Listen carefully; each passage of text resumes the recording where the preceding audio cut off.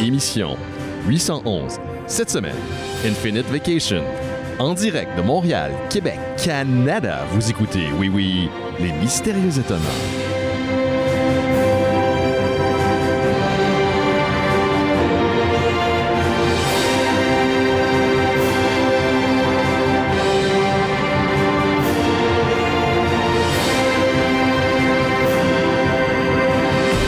Bonjour à toutes et à tous, vous écoutez Les Mystérieux Étonnants, une émission en balado-diffusion consacrée au BD et à l'ensemble de la culture populaire. L'ensemble! Toutes! Chance que tu l'as dit, il n'y aurait pas d'autres personnes pour le mentionner sinon. Non, c'est ça. Puis au moins, j'étais pas en mute. Comme l'autre fois, c'est ça, la semaine passée. Comme un boomer. Benoît, merci au micro. Et cette semaine, nous sommes une équipe dont les membres sont les meilleures versions d'eux-mêmes de tout le multiverse. Je sais pas si c'est bon ou pas. Mais en tout cas. Les versions adéquates. C'est ça. Des versions adéquates. On fait ce qu'on peut, là, OK? Là? Je vous les présente à l'instant. Le premier serait du genre à lire Dune durant ses vacances sur Arrakis. Gauthier Langevin est avec nous. Salut, Gauthier. Tu vois la référence Bonjour, à tes vacances, tes congés à Hawaï? Ben oui. C'est une très bonne lecture estivale, en plus, Dune. Avec le film qui arrive cet automne, en plus. Oui, il y a un Lego aussi, un ensemble Lego qui a été annoncé. Non. Oui. Est-ce qu'il y a un hydroptère? Ça semble être ça. Ce qui a été dévoilé pour l'instant sur les médias sociaux, c'est la silhouette du véhicule. Donc, ça ressemble à les fameuses libellules, exactement, mécaniques. Mais on n'a pas vu le modèle encore. Mais tu vois, aujourd'hui, date à laquelle nous enregistrons cet épisode, ils ont dévoilé le Concorde de Lego, qui fait la moitié d'un homme, d'une personne. Oui. Puis pour vrai, il est très, très beau. Je suis moins fan de ce genre de modèles-là qui sont conçus, on le dit, là, pour les adultes. Là, c'est assez explicite. Ouais, d'ailleurs, c'est le slogan. Ouais, la collection noire. Là, celle qui te fait sentir moins cheap d'acheter une boîte de Lego à 300$. Qui te fait sentir que tu es un amateur de design. Exact, tu es un amateur de fines choses. Hein? Ils ont choisi le lettrage. Mais pour vrai, c'est très bien passé. Puis d'ailleurs, c'est ça. Le slogan, c'est Adult Welcome. C'est ça, c'est le Lego que tu achètes à ton père.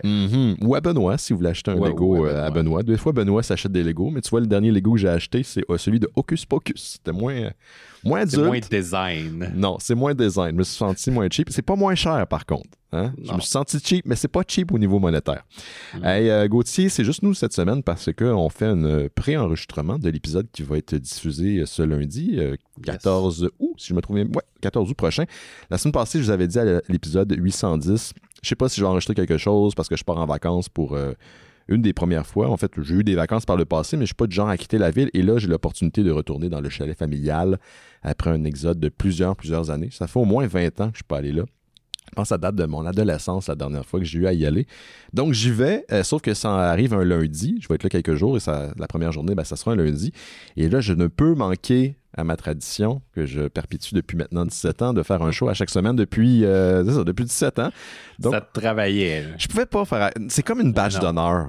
Parce je comprends. Si au pire on me dit ton show il est poche, ouais, mais je l'ai fait à chaque semaine. Je sais pas pourquoi. C'est ça. Au moins il y a ça. Il y a ça. Je peux au moins dire ça. C'est au moins mon argument de Mathieu.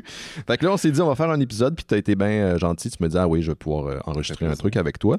Ça va être plus court par contre, parce qu'on va juste parler d'une BD aujourd'hui. On n'a pas vraiment de nouvelles, quoique tu m'as dit que tu voulais peut-être parler de quelque chose. Puis moi aussi, j'ai quelque chose à raconter. Il y a toujours de quoi à dire. Hein? Oui, on a tout le temps quoi à jaser. Fait que c'est un petit show cette semaine, au moins qu'il y ait un épisode. Puis on va revenir, en tout cas moi je serai là la semaine d'après, parce que techniquement, à moins d'être mort, je serai de retour.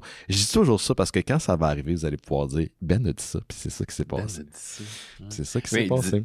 Dis-moi, là, tu t'en vas dans un chalet en région. Donc, est-ce que dans la région dans laquelle tu t'en vas, il y a une spécialité du terroir? Tu sais, comme chaque petit endroit, là, tu sais, quand tu vas au chalet, mettons, t'arrêtes à telle place pour t'acheter genre des beignes. J'ai appris, en fait, par nos amis, nous pour qui nous sommes la source de leur amour, le couple de Étienne Cormier et Stéphanie Elsé. Cupidon de Guy. Oui, c'est ça, parce qu'ils se sont rencontrés dans un de nos lives, un spécial d'Halloween jadis. Ils m'ont raconté que un des gars qui je veux pas dire la place, là, parce que c'est comme un peu personnel, mais vous allez finir par le trouver, là, mais la place où je m'en vais, c'est une petite bourtarde. Tu vois, j'ai lu ça hier d'un Stephen King, du nom de Lac-Saguet. Et la personne qui vient du Lac-Saguet, qui est une municipalité à genre tout petite à 30 minutes de Mont-Laurier, c'est le fameux type qui jouait le chum de Louise Deschâtelet dans Chambre en ville. Donc ça, c'est très spécifique. Il y a bien du monde qui ne savent pas de quoi je parle. Il est né là-bas et il semblerait qu'il vit là-bas. Donc, c'est ça la spécialité du lac Saguenay. C'est ça, c'est lui le mets du terroir. Exactement. C'est qu'il n'y a pas de bouffe, là. C'est comme, à moins que, je veux dire... C'est un monsieur. C'est un monsieur. Ben, vous pouvez le manger si vous voulez, là, c'est pas ça, mais s'il veut. Mais s'il n'y a pas de bouffe, là, c'est vraiment juste un gros lac, puis il y avait de la pêche jadis. Je sais pas si le poisson est encore bon là-bas, parce que les lacs deviennent de plus en plus pollués. Je pense que lui est encore correct, mais la vedette, OK, c'est pas un truc du terroir, mais la vedette, c'est ce le monsieur. Héros local. Exactement. Puis mon beau-frère, sa famille vient de là, fait qu'il y a peut-être un lien aussi avec tout ça. Et garde, si tu veux, un autre fruit du terroir en forme d'être humain, Gauthier. Ouais. Il y a notre ami Denis Roddy, l'auteur-dessinateur Denis Roddy, qui a fait entre autres La Bombe, qu'on a reçu dans le cadre des Mystérieux Étonnants, qui habite dans la région. Il vient pas du lac Saguenay, mais il habite dans la région. Et je sais qu'il a fait son exposition La Bombe au centre, une galerie à Mont-Laurier. Ouais. Et c'est lui qui a déboursé pour faire une exposition basée sur sa BD La Bombe. Fait que, si j'ai l'opportunité, je vais essayer de la visiter. Parce que je suis pas dans le coin de Mont-Laurier. Écoutez, c'est ça. Ça fait 20 ans que je suis pas allé. Fait que je vais essayer de voir si c'est possible, mais sinon, c'est dans le coin de Mont-Laurier. Tu documenteras le tout. Ben oui, clairement, je vais prendre des photos, puis c'est sûr que je vais dire à Denis que je vais y aller voir ça. Mais d'ailleurs, j'ai vu Jake hier. Ouais. Parce que c'était le lancement, plutôt la première du film We Are Zombies de nos amis RKSS, le trio de réalisateurs. Et là, Jake, imagine-toi donc, qui s'en va au Festival de BD de Prévost, comme toi, j'imagine. Tu y vas-tu en fin de semaine? Non, je n'y vais pas. Il y a plusieurs auteurs qu'on publie qui y vont. OK. Mais moi, tu sais, nous, c'est une librairie qui s'occupe de vendre les livres là-bas. Parfait. Donc, nous, on n'a pas de kiosque. Puis, moi, en tant qu'auteur, j'ai pas publié quelque chose récemment. Donc, tu sais, habituellement, ils invitent des gens qui ont des nouveautés. Ah, ils vont inviter les auteurs directement plutôt que les maisons d'édition, c'est ça que tu veux dire? Exact. Donc, c'est le Festival de BD de Prévost qui, pareil, était un super festival. Tous les gens que je connais qui sont allés là m'ont dit qu'ils se faisaient traiter aux petits oignons, là, que la ville était ouverte, grands bras ouverts pour eux. Donc, Jake va là-bas, va au Festival de BD de Prévost, et après monte directement dans le coin de Mont-Laurier. Pour ça? Non, pour aller chez Denis, en fait. Fait qu'il va aller à l'exposition probablement, mais il va aller chez Denis. Je pense qu'il va passer la nuit là-bas avec sa copine Gab. Fait étrangement, on se manque. Parce que moi, quand ça serait possible, je pense qu'il quitte. C'est ça, le karma. Le karma est bizarre. Plein de monde qui vont se ramasser dans le coin de Mont-Laurier qu'on connaît. Oui, c'est ça. Au mois d'août. Puis de façon random, on sait pas pourquoi. Fait que c'est ça, il me contait ça hier. Mais tu veux-tu que je te conte la soirée d'hier un petit peu rapidement pour toi puis les gens? Ouais, je te dirais que j'ai un peu le faux mot de cette soirée-là parce que j'ai beaucoup aimé ça hier, mais j'ai malheureusement pas réussi à mettre la main sur des billets parce que difficile. Les billets pour les représentations de nos amis RKSS sont quand même s'envolent très vite. Oui, ben c'est des enfants littéralement de Fantasia, c'est là qui ont fait leur école entre autres. Pour les gens à la maison qui savent pas c'est qui RKSS, c'est eux autres qui ont fait pendant des années plein de courts-métrages, dont Bagman qui est probablement un des plus populaires là, au début des années 2000, je pense que c'est 2001-2002. Et depuis, ils ont enchaîné plein de courts-métrages sanglants mais drôles. C'est comme du cartoon grotesque, cartoon gore, je pourrais dire. Puis ils ont réalisé à ce jour 3 longs métrages. Le premier était en Turbo Kid, basé sur un court métrage qui s'appelle TS for Turbo, qui mettait en vedette à l'époque TS for Turbo Yves Corbeil, l'acteur Yves Corbeil, que Yoann avait rencontré dans le cadre d'un épisode des Mystérieux Étonnants il y a jadis très très très longtemps de ça. L'épisode est encore disponible d'ailleurs, il n'est pas dans le fil RSS parce que ça date là. Mais si vous allez sur le site des Mystérieux Étonnants et vous tapez Yves Corbeil, vous pouvez tomber sur l'épisode. Après, ils ont fait Summer of 84. Et là, le tout nouveau, c'est We Are Zombies. Et ils clôturaient le festival Fantasia. Festival pour lequel moi j'ai travaillé pendant quelques années et pour lequel je suis pas retourné en fait depuis la pandémie parce que je pas trop d'être dans une salle remplie de personnes. Surtout Fantasia, les gens crient, hein, fait que c'est comme...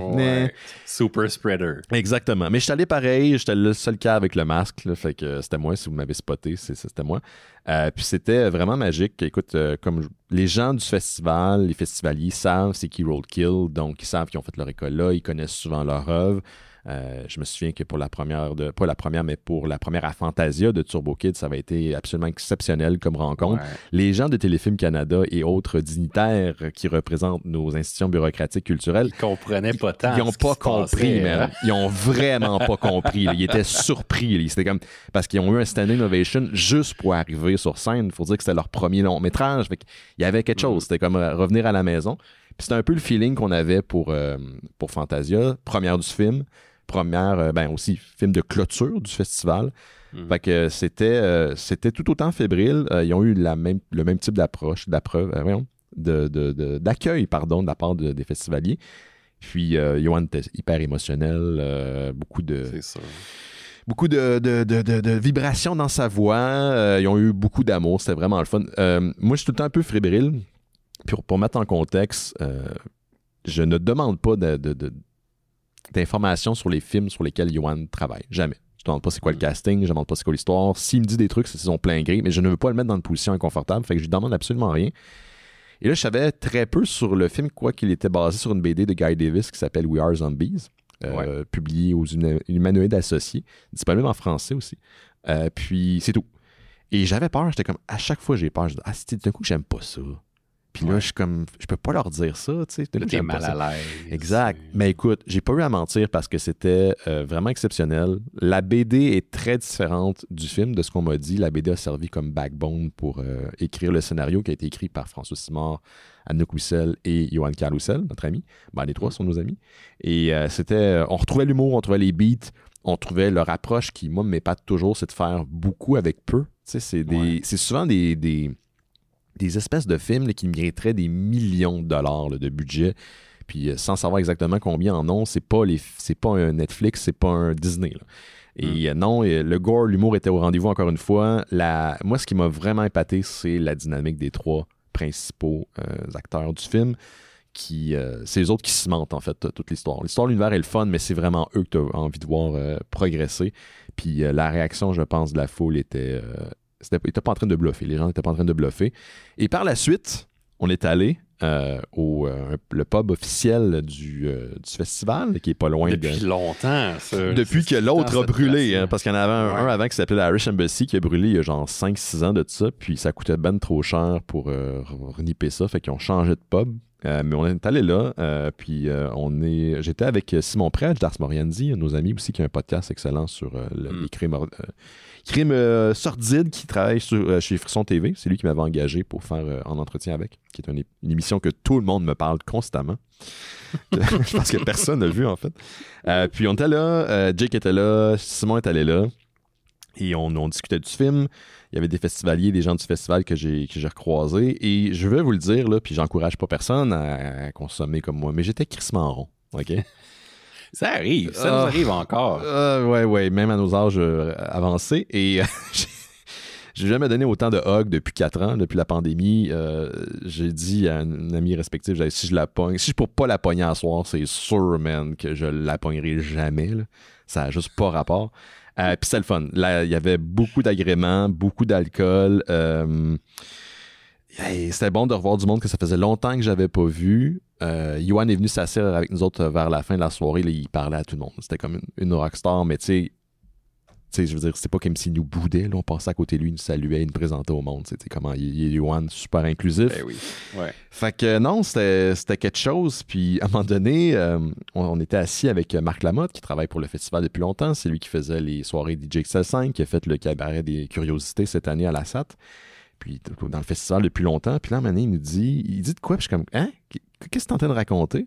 Il dit, ouais, le compositeur, c'est pas une joke là, ce que je vous dis à la maison, le compositeur de la publicité, de la musique pour la publicité de Barbie's Restaurant Grill s'en vient. Il était dans la place. J'ai comme, quoi? Oui, c'est parce que pour le cabaret des curiosités, on a trouvé le compositeur qui avait été, je pense qu'il avait fait une vidéo en ligne puis les gens l'ont retracé. Marc est allé plus loin, il est allé chercher le compositeur de l'époque qui maintenant vit à New York et qui avait aucune calice d'idée que Barbie's Restaurant Grill était comme un genre de mème ironique que tout le monde connaissait au Québec, genre. Puis quand il est arrivé, man, il y avait Predge, il y avait moi, il y avait Simon Chénier, puis il y avait Jake, puis on était comme des fanboys. sais, puis j'étais comme, dude, t'as pas idée là, à quel point, genre, le monde, s'ils savent que c'est toi ici en ce moment, là, ils vont capoter. Tu devrais faire signer tes photos. Puis on a tous pris des photos avec. Tu sais, Simon allait pour partir à un moment donné, Simon Chénier. Puis là, on a dit, hey man, vas-y, prends une photo avec. Puis là, ça a comme parti le bal. Moi, j'ai pris une photo avec. C'était. Puis tu sais, un gars vraiment gentil, super il a l'air gentil. Il était sur la photo que t'as prise. Il était chill. Là. Pensez au père à Jake, pour les gens qui l'ont déjà rencontré. Denis, là, qui est un musicien également. C'était un peu cette vibe-là. Tu sais, très intello et puis accessible. Tu sais. Puis il était super cool. Puis il est parti après peut-être 1 heure et demie, je sais pas. Mais asti qu'on a eu du fun.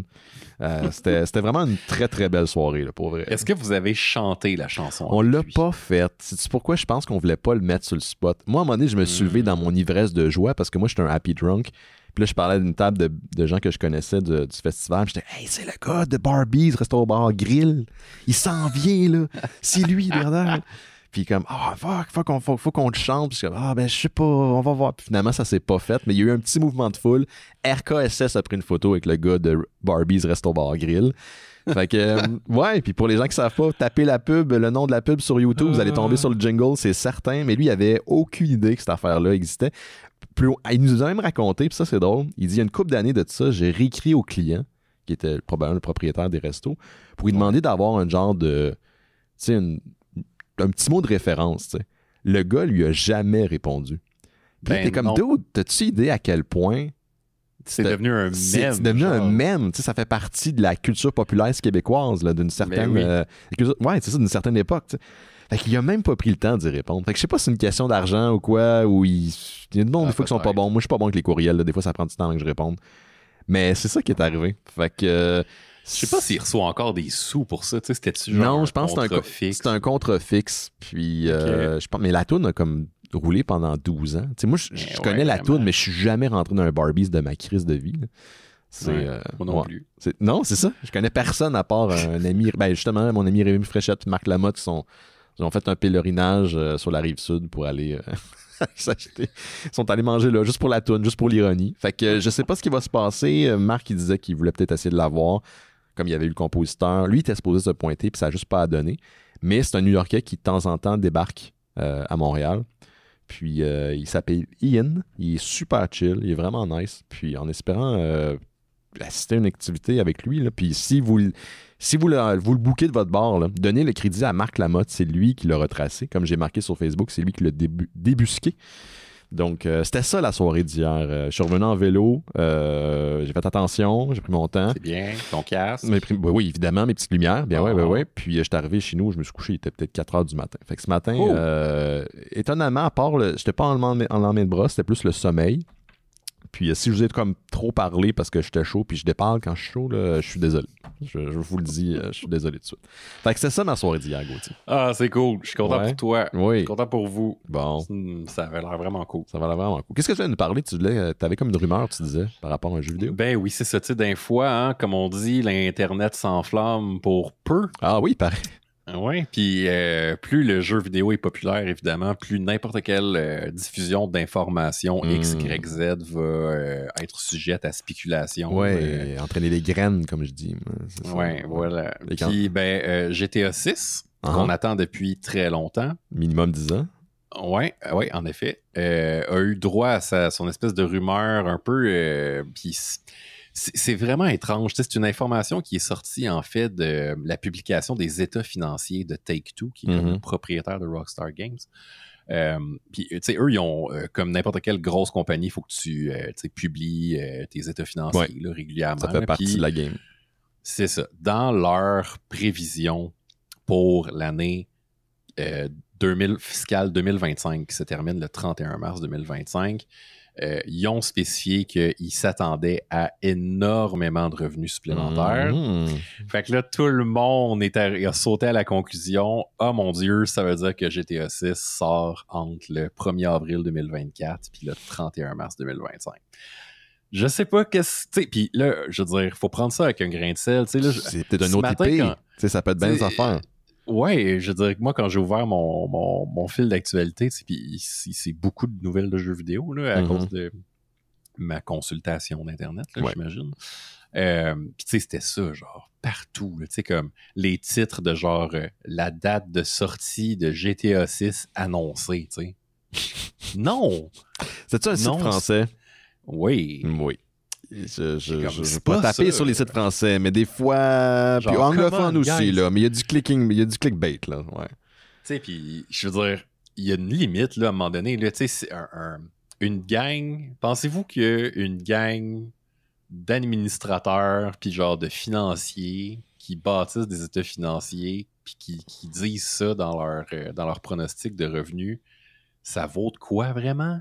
Genre, je pense, c'est basé sur ah oui, on pense que ça va être prêt aux environs de telle date. Mais il y a 10 000 affaires qui peuvent arriver d'ici. Si c'est le cas, si c'est le plan, il y a 10 000 choses qui peuvent se passer, tu sais. Mais oui, puis tu sais, peut-être aussi qu'ils ont besoin vraiment beaucoup de marquer ça dans leurs états financiers pour rassurer les actionnaires. Possible. T'sais. Fait que c'est ça, ça a dégonflé ma balloune vite en esti quand j'ai ouvert l'article. Et j'étais tout excité au début, puis finalement, c'est ça. C'est pas tant. C'est drôle parce que récemment, quand on a reçu justement Yoann au show durant l'été, il parlait d'une. Puis ça arrive souvent là, qu'il y a des sites spécialisés pour coter les titres de jeux vidéo, puis dire ça s'adresse à tel public. Puis il y avait la mention de Red Dead Redemption. Puis du coup, c'était comme ça avait l'air d'un remake au niveau de l'information. Fait que le monde se dit ah, Chris, c'est un remake du 2. Puis je suis comme, man, le remake du 2. Moi, je suis en train de jouer au 2, puis je peux te dire que c'est foutrement encore joli là, pour un jeu qui date de genre presque 4-5 ans à peu près. Et ça s'avère, puis là, c'est pas confirmé encore, mais que c'est comme un genre de juste un pack du premier. Du deuxième, parce que le premier Red Dead Redemption, c'était autre chose, mais du premier qu'on connaît, là, dans la nouvelle lignée, avec Undead Nightmare, dans un genre de c'est un port, finalement, genre. Puis c'est même pas du remastered, là. Fait que, à un moment donné, aussi, c'est ça, c'est pas parce qu'il y a de la fumée qu'il y a un feu. Puis s'il y a un feu, c'est quel genre de feu? T'sais? Est-ce que c'est un feu de paille? C'est un feu de bois? Des petites braises. Exactement, c'est ça. Puis on parlait avant l'émission du fait que notre cerveau est fait pour beaucoup anticiper le négatif, c'est normal. Fait que c'est pour ça qu'on anticipe, t'sais. Puis souvent, on met un peu de nos espoirs là-dedans. Oui, il y a eu beaucoup d'espoir. Ça veut dire que le monde sont prêts. Je sais que le monde joue encore au 5, puis c'est un jeu qui arrête pas de donner. Là, fait que, beaucoup d'activités sur Twitch aussi. Il y a des gens qui font du roleplay dans GTA 5, qui ont leur personnage, puis ils font des voix. C'est cool, ça. Ça peut être très divertissant. Là, si jamais vous aimez GTA 5, c'est quand même... Il y a quand même du monde qui se donne, là. T'as-tu vu? Moi, j'ai vu un jeu à un moment donné, parce que le monde a commencé à s'inventer des jeux quand ils ont commencé à pouvoir jouer online, puis c'était une vidéo de Rooster Teeth les gars se pitchaient, mettons c'était 4-5 gars qui se pitchaient d'un avion très très haut, là, ou en hélicoptère de très très haut, OK? Donc, ils ouvraient leur parachute. C'était ça. Tu ouvres ton parachute, et là, t'avais un 4e ou un 5e joueur. Le but, c'est d'utiliser un jet, mais pas les armes. Fait qu'il fallait qu'il est tag, genre. Puis c'est pas facile parce qu'un jet, ça va super vite et les autres ont juste droit d'utiliser leur mitraillette sur lui, genre. C'était tellement divertissant, man. C'était incroyable. Tu leur donnes un carré de sable aux gens, ils vont pouvoir créer des belles choses aussi. Ça, c'était drôle, man. Le vidéo qu'ils ont fait, là, allez voir ça, le Rooster Teeth, je pense que c'était ça. C'est comme Jet Tag ou une affaire de même. C'est un vieux vidéo là, qui date d'environ 5 ans. Mais à Chris que c'était drôle. Vraiment... Un bon trophée pour la créativité du web. Ça. Exactement. Cette semaine, Gauthier, on n'a pas de SpeakPipe, donc vous n'avez pas laissé les gens à la maison un petit message vocal, mais je vous répète l'adresse si ça vous intéresse. C'est SpeakPipe, SPEAK, mystérieux E. C'est MYSTERIEXE. L'adresse est dans le descriptif. On dit-tu descriptif ou description d'émission? J'arrête pas de me mélanger à chaque fois que je le dis. On dit descriptif. La description de l'émission. Dans la description de l'émission, c'est ça, voilà. Donc, l'adresse est là. Ça tente de nous laisser un commentaire, suggestion, n'importe quoi. Là.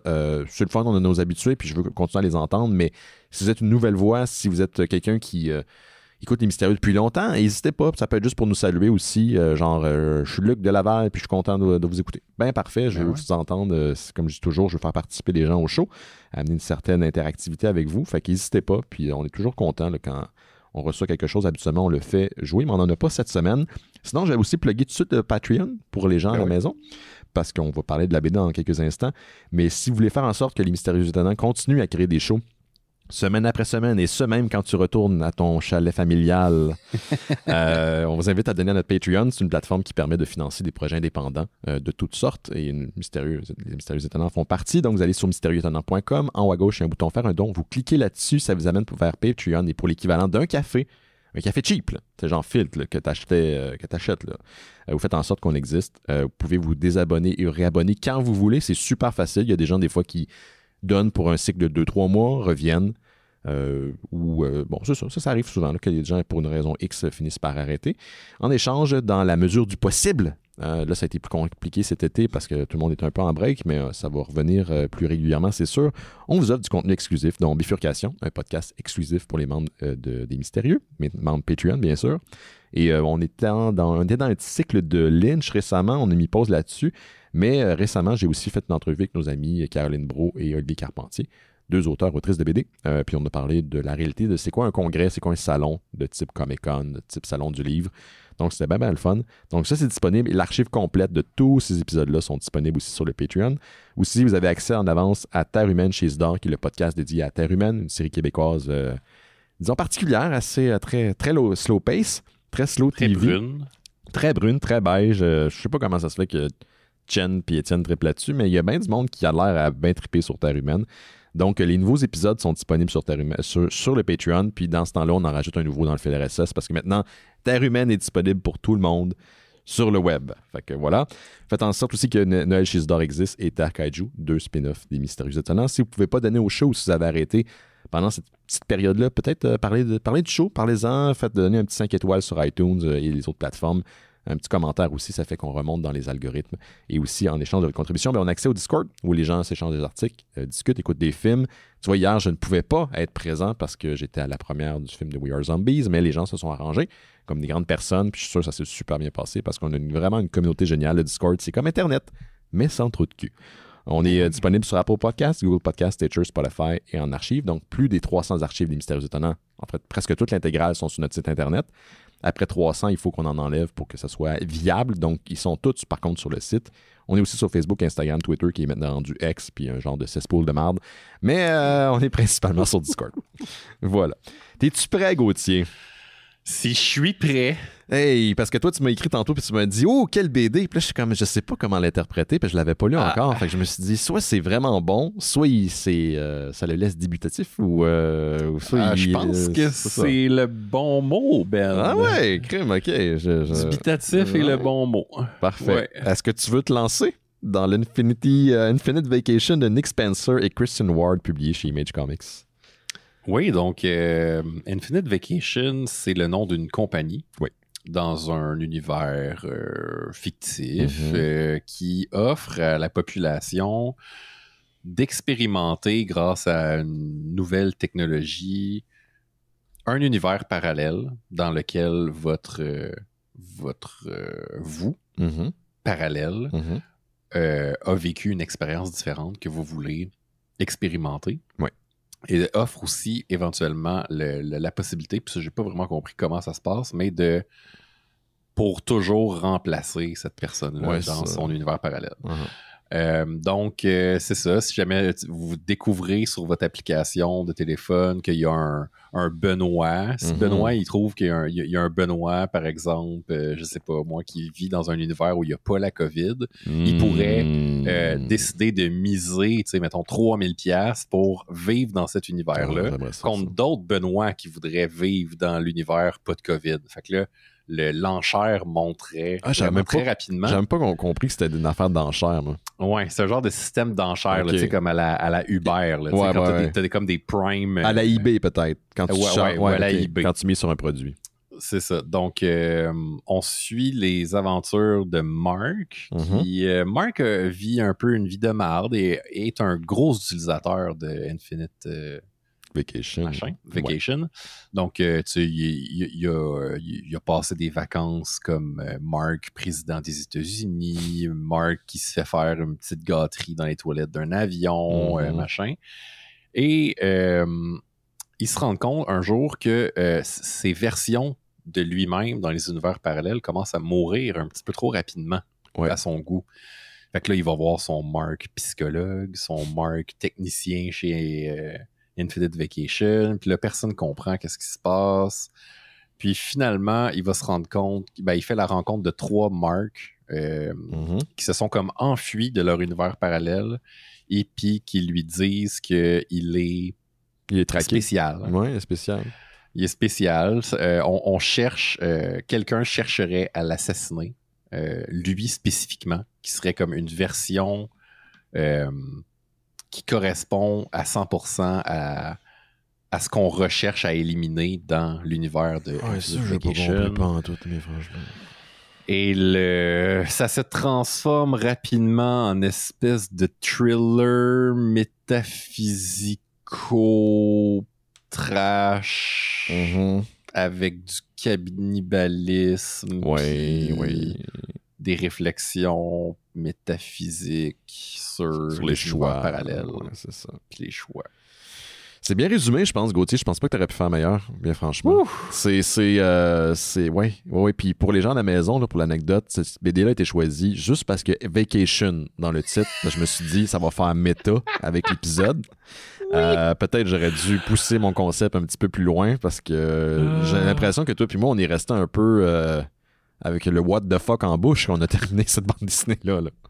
Ouais, pas mal, je te dirais. Tu sais, il y a des... La proposition de base de genre, t'es dans un univers où tu peux miser sur des univers parallèles pour expérimenter genre des versions autres que ta vie. J'ai trouvé ça quand même intéressant. C'est un épisode de Black Mirror. Ouais, c'est ça. Si on m'avait comme vendu un pitch comme ça, j'aurais fait comme, j'ai envie de voir une bande dessinée là-dessus. J'ai l'impression que ça hésite tout le temps un petit peu dans le ton. Si c'est de l'humour ou genre de l'aventure. C'est du dark humor peut-être, c'est ça. C'est pas... Ouais. Au début, je m'attendais à ce que ça soit vraiment comme qu'on soit vraiment dans la grosse satire. Comme avec une espèce de commentaire, tu sais, sur le fait qu'on n'est jamais content de ce qu'on a, tu sais, puis qu'on essaie tout le temps d'aller regarder ailleurs. C'est un peu ça. C'est un peu sur ça, mais OK, il faut parler là, de l'éléphant dans la pièce. Vas-y donc. Les estis de photoromans dégueulasses. Man. OK, oui. Pour les gens à la maison, il y a des moments où quand on essaie de passer une genre d'infopub au lecteur, une infopub qui serait comme à l'intérieur même de l'univers de Infinite Vacation, c'est des photomontages, tu sais, on retrouvait dans Safari dans les années 90 avec des bulles. On parle encore de Safari. On parle encore de Safari, comme la semaine passée. Écoute, et comme ça a très mal vieilli. En fait, l'exécution est assez dégueulasse parce que je trouve que même au niveau de la photo puis des gens qui ont mis de l'avant, on dirait du stock shot cheap. Et conceptuellement, si tu le mets par rapport en contraste au reste de l'illustration qui est adéquate, là, on sait pas que c'est pas dégueulasse, là, c'est laid. Ça fait tellement fucking cheap. Moi, ça me sortait à chaque fois. Ça me sortait à chaque fois de l'histoire. Tu sais, au début, j'étais comme, c'est peut-être méta, là, entre guillemets. Là. C'est-à-dire que, on veut nous faire comprendre que l'univers dans lequel les publicités sont réalisées, c'est le vrai univers, comme notre réalité à nous. Je pensais ça au début. La bande dessinée, c'est comme un univers fictif, tu sais, pour comme appuyer ce propos-là. Mais c'est même pas ça. C'est ça, le récit nous amène pas vraiment là. Tu sais, au final, puis là, c'est ça, on spoil là, puis je pense pas qu'on va vous recommander. Non, je penserais pas. Tu sais, au final, finalement, c'est Mark se rend compte qu'il y a pas juste une infinité d'univers possibles, mais que... Et puis là, c'est ce que j'ai compris. Oui, vas-y donc, parce que moi, je suis pas sûr de cette affaire-là. Je sais même pas pourquoi il est poursuivi. Hein. Moi, j'ai pas compris pourquoi il était poursuivi. Il est poursuivi parce que il serait la source ou la preuve qu'il y a juste un seul vrai univers. OK, ouais. Et que tous les univers possibles, en fait, c'est des univers possibles avant que Mark prenne une décision. Ouais, comme un truc très quantique, là. C'est l'observateur qui fait que ça se passe, si je comprends bien. C'est ça. Okay. Donc, finalement, le seul univers ou la seule réalité qui est comme tangible ou vraie, c'est celle où Mark est sur le point de peser sur le piton à la fin pour se téléporter dans l'univers unique. Fait que tout ce qui se passe avant, c'est comme une infinité de possibilités avant ce moment-là. Donc, ils veulent le tuer juste parce qu'il y a la preuve de ou parce qu'il peut déclencher... Parce qu'il pourrait choisir de... Ouais, c'est ça. Il pourrait choisir de ne vivre que dans un univers unique. Ouais, je pense là, que c'est ça. OK, ça, je l'ai pas compris. Une autre affaire aussi que j'ai pas compris dans la mécanique, puis ça, on n'a pas besoin de tout m'expliquer dans ce genre de récit-là. Quelque part, il faut que tu fasses un suspension of disbelief, là, comme ils disent. J'ai pas compris. Quand tu peux voyager d'un univers à l'autre, et là, on peut te donner une genre d'appareil qui te permet de downloader toutes les informations par rapport à ton double qui y vit, ton autre version. Ouais. Là, comme ça, tu n'as pas besoin de savoir où sont tes clés le matin, où tu travailles, c'est qui ta femme, parce que toute l'information est téléchargée dans ton cerveau. Ça va. Mais ça, c'est comme en l'absence d'un Mark ou de ton double dans cet univers-là. Parce que tout le monde peut faire ça, tout le monde peut louer les services. Mais il y a des univers où remplacer. C'est ça. T'es-tu remplacé? Ben, tu pourrais décider de... C'est-à-dire que, moi, comment je l'ai compris, c'est... Tu pourrais, mettons, offrir pour un montant X de... Prendre la vie de quelqu'un d'autre. Place. OK. Puis toi, tu vas dans l'univers de l'autre. OK, c'est ça que je comprenais pas. Je me disais... Parce qu'au départ, la façon que je pensais que ça fonctionnait, c'est que tu passes dans un autre univers, puis t'es cette personne-là, puis that's it. Mais de la façon que je l'ai compris, c'est que tu peux aller dans cet autre univers, puis là, il y a 2 toi dans cet univers-là.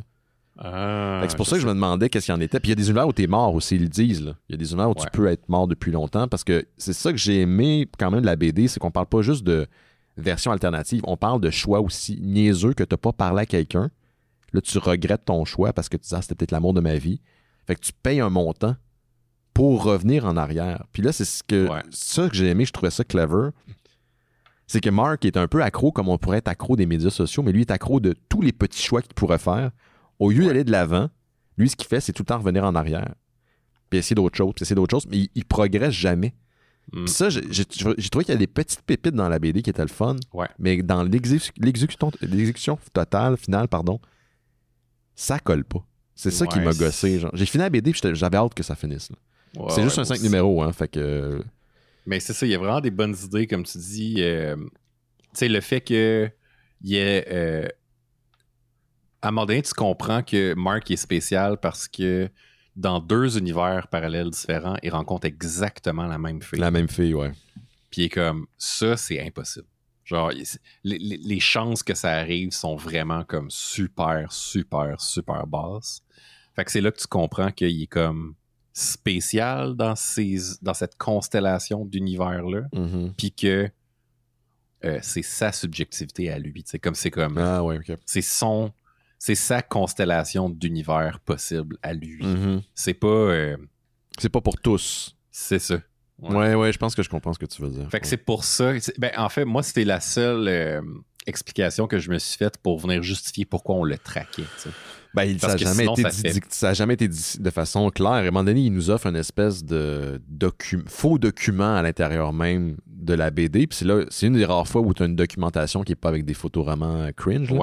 Mais l'infographie, d'ailleurs, là, pour ce genre d'affaires-là, est dégueu. Le reste est maîtrisé. Mais ça arrive souvent en comique américain. Quand on va outre le dessin, puis on va dans les fausses interfaces, les faux dos, c'est souvent lettre, c'est souvent cheap. Ouais, c'est rare.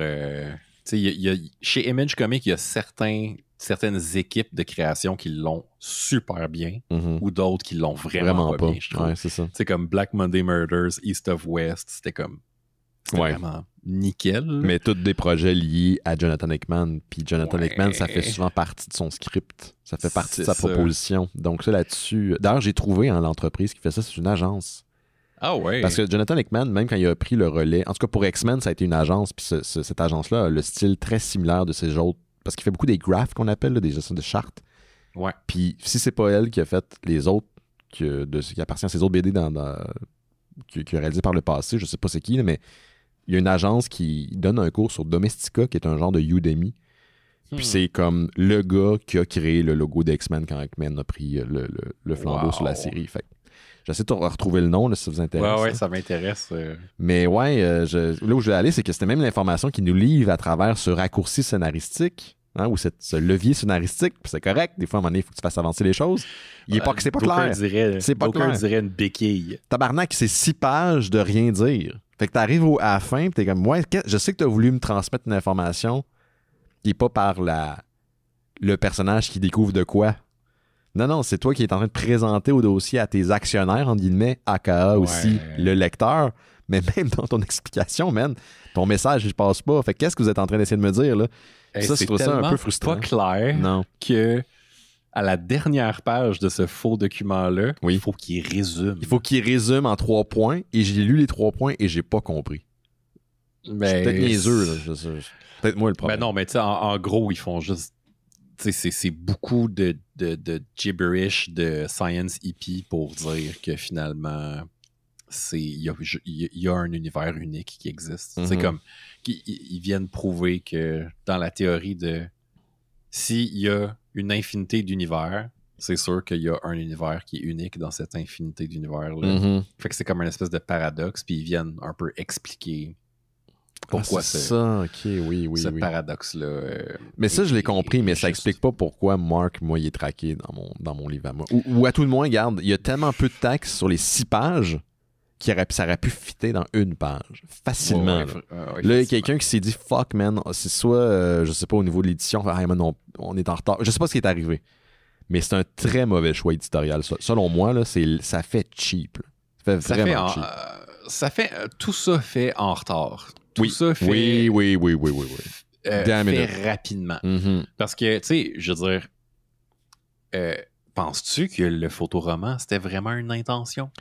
Hey, c'est tellement lettre que je me suis posé la question toutes les fois que j'ai vu que ça popait dans le BD. Je me suis dit, est-ce que c'est parce qu'il n'y avait pas assez de temps pour l'art ou c'est une mauvaise idée qui est mal exécutée? Je sais pas. Il n'y a pas de raison, en fait, hein. Parce qu'à la fin, il y a un genre de photoroman aussi, mais il est comme traité un peu plus visuellement. Quand tu as l'espèce d'organisation qui pop de nowhere, là, qui sort de leur cul, là, à la fin, là, bonjour, on est une organisation indépendante, puis le gars, il résume, genre, comment il doit, c'est quoi qui se passe. Hey, je fais, hey man, ça, c'est paresseux, là. On n'a jamais entendu parler de cette organisation-là, puis là, tu es en train de nous dire comment régler les choses. Puis à la fin, on est tellement mélangés, toi et moi, Gauthier, parce que tu t'as dit tantôt, il pèse sur le bouton pour se sauver. Il se sauve pas. Il garde un univers. Puis c'est pas un univers dans lequel lui, il est. C'est une autre variante de lui qu'il est. C'est ça, il choisit un univers à sauver. C'est ça. Il choisit cet univers-là. Oui. Mais... Ah non, ça marche pas, là. Hey man, il y a un bout où ce Mark-là, pour essayer de passer d'un univers à l'autre sans avoir à payer, il se envoie un courriel multidimensionnel, ce qui est quand même comique, avec un genre de plan, là, un plan de match, puis il oublie d'associer le fichier, puis il renvoie, excusez. Bon, on a tout fait ça. Mais sacrément, il y a quelqu'un qui a pris une capture d'écran d'un genre de courriel générique. C'est une espèce d'interface de logiciel de courriel générique. Ils l'ont mis en diagonale en billet. C'est real life, là. C'est vraiment une interface, puis ils ont sacré ça sur une BD. J'ai fait, qui a décidé ça, man? Ouais. Qui a décidé ça? C'est dégueu. C'est pas heureux. Non, c'est pas heureux. Mais pour vrai, ce gag, tu sais, c'est ça, il y a comme 2-3 gags que j'ai trouvé le fun, mais sur 5 numéros, c'est pas beaucoup, là. Ouais. C'est même pas un bon gag par volume, là. Je me demande si à l'origine, ça devait être une série qui devait être plus longue, puis finalement, après 5 ou après 4, ils se sont rendus. Parce que le 5e est aussi très rushé, là. Fait que je me suis dit, oh shit, là, ils vont... faut qu'on mette fin à la série, on va faire un trade de 5 numéros.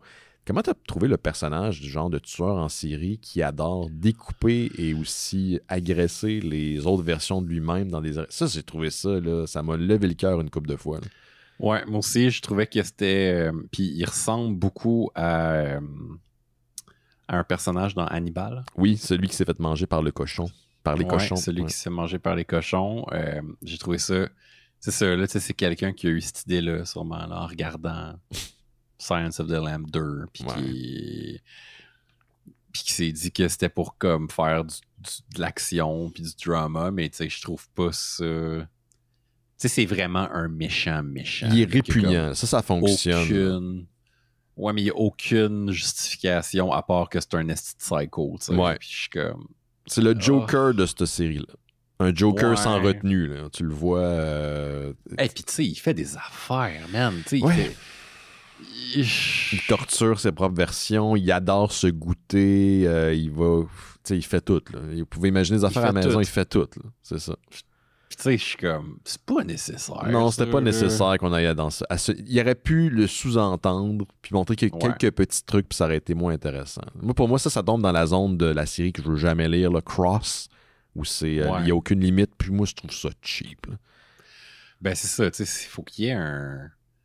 Tu sais, j'ai pas de difficulté là, avec le gore, puis le trash, mais tu sais, il faut qu'il y ait une histoire autour, qu'il y ait des personnages avec des intentions.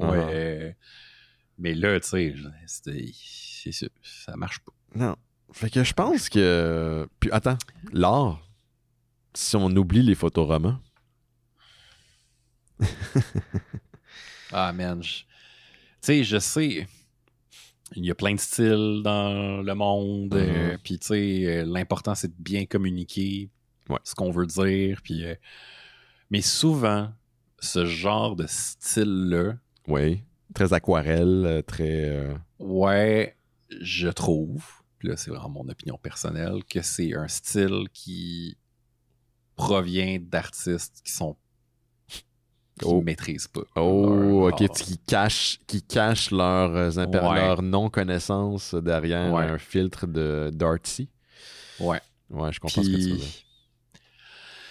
Tu sais, peut-être que là, cette personne-là est incapable de faire genre des estis de dessins hyper réalistes en aquarelle, mais j'ai pas l'impression.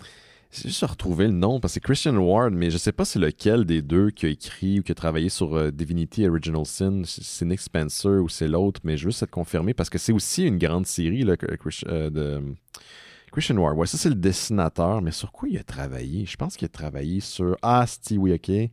Oui, Blood Stained Teeth. On avait parlé à l'émission. Voilà, c'est ça qui me faisait penser. Ouais, un style très éclaté qui n'est pas tout le temps au service du récit. On avait parlé aussi de Odyssey, il a travaillé là-dessus, chez Image Comics également. Je te dirais que dans certaines séries, ça m'énervait moins, mais je trouvais pas que c'était un style qui était adéquat pour le type de récit qui nous était présenté. Puis, tu sais, encore une fois, ça semble avoir été fait rapidement aussi. Fait que c'est sûr que c'est pas les meilleures conditions pour faire des beaux dessins. Exact. Des choses achevées. Des fois, il y a un produit, le résultat d'un produit, c'est culturel, c'est aussi le résultat de ben des compressions budgétaires ou des horaires qui sont précipités. Ouais, exactement. Fait que c'est pas tout le temps la faute, entre guillemets, des artistes et des gens qui ont travaillé dessus, mais ouais, c'est un peu ce que j'en retenais moi aussi. Fait qu'est-ce qu'on le recommande, M. Gauthier? Non, pour vrai, il y a trop de choses à lire. C'est ça l'argument, oui. Il y a trop de choses à lire, pour vrai. Ouais. Allez ailleurs. Vous allez trouver votre compte ailleurs. Absolument. Peut-être qu'on pourrait proposer quelque chose qui ressemble à ça, qui est bon. Dans le multiverse, mon Dieu, ben écoute, je sais que le dernier, justement, Jonathan Hickman, Secret Wars, dont on avait parlé au Mystérieux Étonnant il y a bien longtemps, de l'époque de la cuisine, entre le studio de notre ancienne station puis l'ancien studio, parce que les deux sont anciens maintenant. Ça, j'avais bien aimé. C'est un récit de multiverse. Il y a quelques What If de Marvel qui sont intéressants. Il faut les feuilleter, ils sont pas tous égales. Perso, par contre, j'en ai pas d'autres qui me viennent à l'esprit qui sont moins de l'allégeance Marvel puis DC. Là. Ben, tu sais, les trucs un peu éclatés d'univers parallèles ou virtuels, machin. Moi, j'avais abordé dans mes nouvelles, à un moment donné, une BD qui s'appelle Rêve, R-E-V. Lisez ça à la place. Ouais, on va lire ça à la place. Mais hey, juste dire un truc, parce qu'on a été plutôt négatif, parce que la BD nous a pas emballé, mais je trouve qu'il y a un récit, il y a une histoire derrière Infinite Vacation qui est malheureusement pas aboutie. Mais il y avait une bonne idée. Il y avait une bonne idée derrière l'idée de la corporation qui se mêle. C'est bon de finir comme ça. Ouais. Non, parce mais que c'est vrai que c'est un bon pitch. C'est un très bon pitch. Il y a des bonnes idées. Je vois un petit peu de la grosse corporation. Je vois un peu d'OCP là-dedans. Je vois un petit peu de Robocop, l'espèce de futur despotique où est-ce qu'on est rendu tellement bored qu'on n'est pas capable d'assumer nos choix. Fait qu'on donne l'accès à des réalités virtuelles. Un gars qui est un loser, qu'importe la réalité où il va.